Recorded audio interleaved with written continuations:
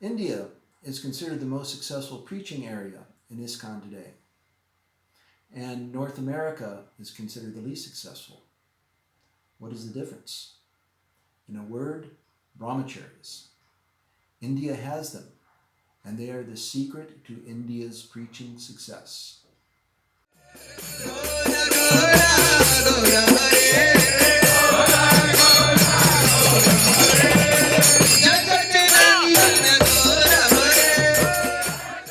From 1988 through 1991, I lived in ISKCON Chicago as a brahmachari.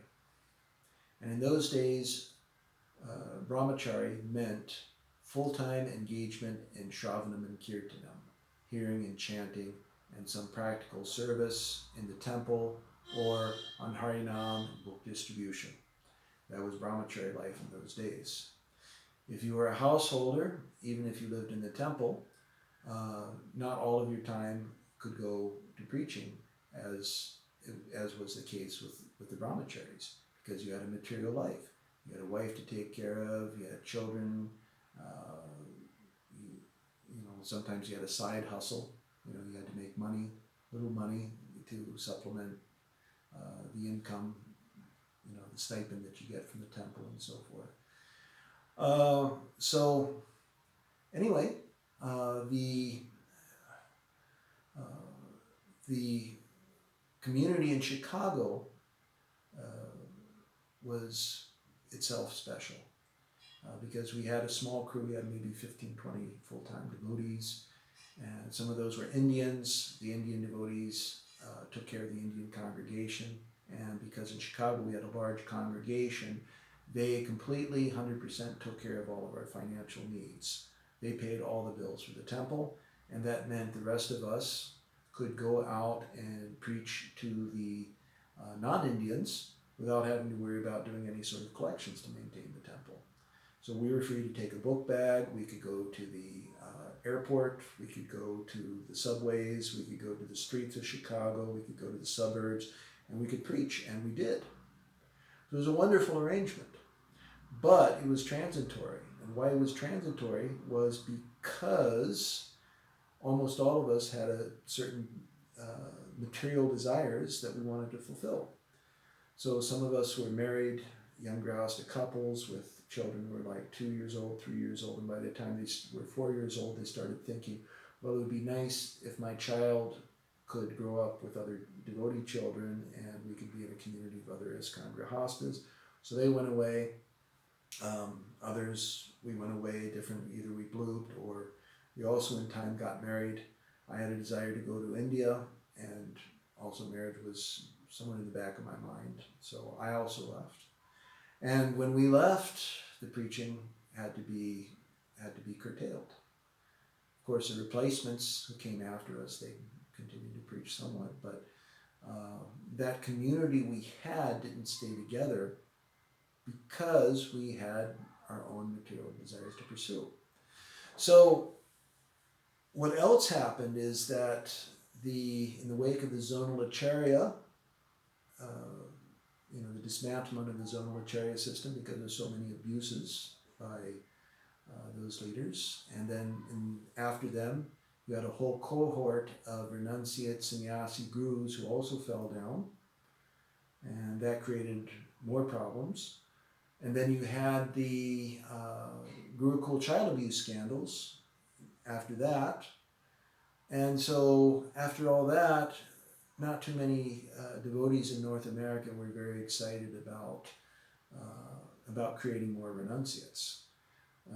In fact, there was one sannyasi told me this. Another sannyasi had come from Europe, where he was preaching for a long time, to America for a visit.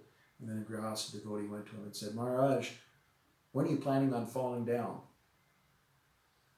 And he was so disturbed by that, he didn't come back to America for another 10 years. At least that's what I was told. So what happened is that we all pursued our different material agendas, and then we weren't replaced, or at least not in the large numbers that we used to be replaced in. So I want to compare and contrast that with India. So in India, So in America, the brahmachari ashram has become like a fringe social status. It's not, no one objects to it, but it's something no one aspires for either. You know, the grahastas in particular, they're not anxious about, they're not desirous of seeing their children become brahmacharis. Maybe a few are, but not in general. Whereas in India, the brahmachari ashram is a reputable social status. So when I first came here to Delhi, I was speaking with one of the devotees, brahmacharis, young brahmachari. He said his parents are devotees, and when he came to the temple to join the ashram, his parents actually conducted a kirtan, a harinam, from their house to the temple to give their son as a gift to the temple. So, so we have that difference in culture here. And even to a significant extent, India being India, there is some natural support for renunciates, brahmachari ashrams. Renunciates are generally given much respect. Of course, sometimes you get parents who are non-devotees who take extreme exception to their children becoming devotees, and sometimes they take us to court, make a big scene in the media and so forth, but that's always been going on, and that's really no different from America. What else we have in India that we don't have in America is we have a systematic program for actually recruiting brahmacharis, recruiting devotees into the brahmachari ashram. And that is called the ISKCON Youth Forum. And that has worked very, very well up to now.